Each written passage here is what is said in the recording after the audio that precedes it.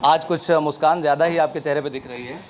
पिछली बार जब आप मिले थे जो मैंने रिजल्ट दिया था वो रिजल्ट आ गया और वो स्पष्ट रूप से दिखाई पड़ रहा है कि जिन जिन सीटों पे हम ताकत लगाए वो जीत गई, तो मुस्कान तो होगी ही।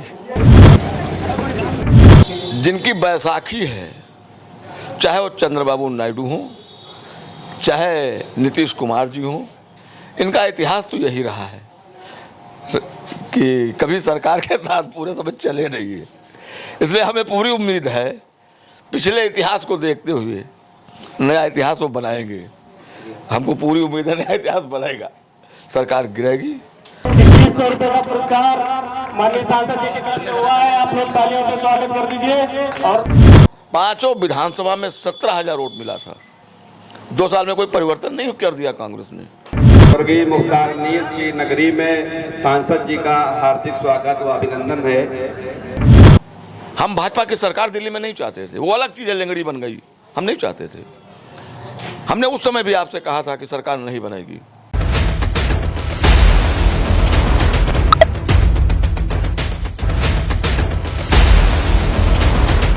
नमस्कार, मैं हूं नफीस अहमद और आप देख रहे हैं न्यूज़ 9 लाइव टीवी। मैं इस वक्त मौजूद हूं सीतापुर के कस्बा तंबोर में और हमारे साथ इस वक्त मौजूद हैं सीतापुर के सपा इकलौते विधायक अनिल कुमार वर्मा जी, जिनसे हम बातचीत करेंगे और कुछ मुद्दों पर चर्चा करेंगे।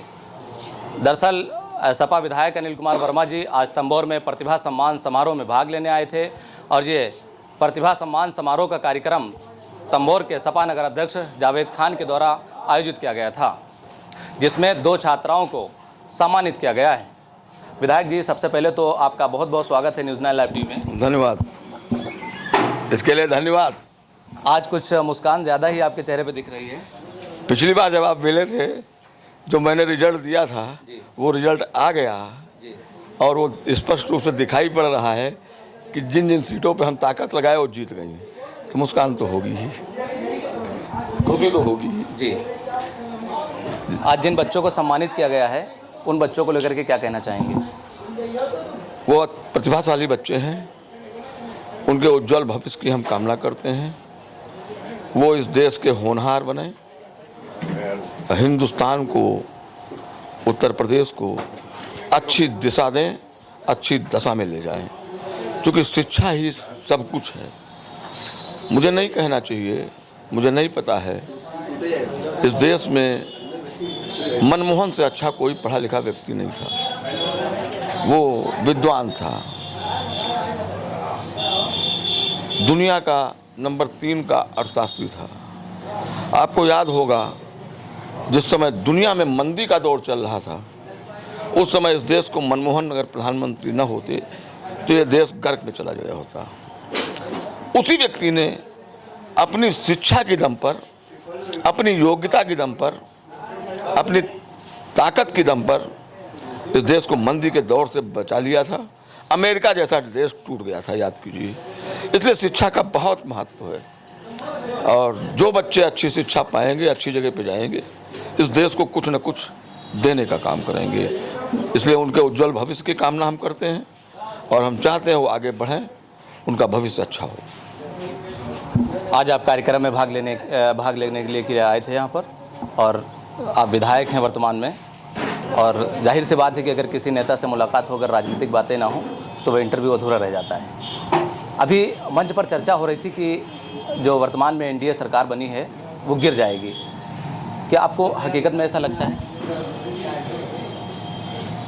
अभी मैं तो नहीं कह सकता, लेकिन जिनकी बैसाखी है, चाहे वो चंद्रबाबू नायडू हों, चाहे नीतीश कुमार जी हों, इनका इतिहास तो यही रहा है कि कभी सरकार के साथ पूरे समय चले नहीं है। इसलिए हमें पूरी उम्मीद है पिछले इतिहास को देखते हुए नया इतिहास वो बनाएंगे। हमको पूरी उम्मीद है नया इतिहास बनाएगा, सरकार गिरेगी और इंडिया अलायंस की सरकार बनेगी। अभी आपके साथ में सीतापुर के नवनिर्वाचित सांसद राकेश राठौर जी भी थे। उन्होंने भारी मतों से जीत दर्ज की है सीतापुर लोकसभा क्षेत्र से। उनकी जीत का असल कारण क्या मानते हैं और राजेश वर्मा की हार का असल कारण क्या मानते हैं?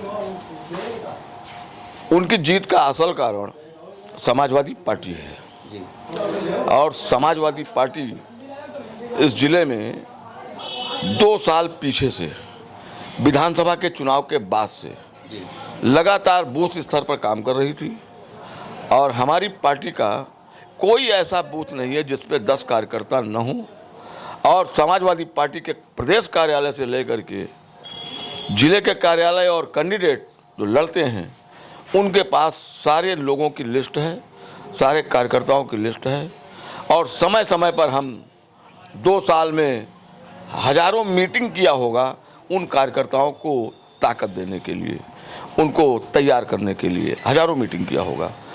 उसका फ़ायदा है कि सीतापुर की सीट कांग्रेस में गई और कांग्रेस के प्रत्याशी राकेश राठौर जीते।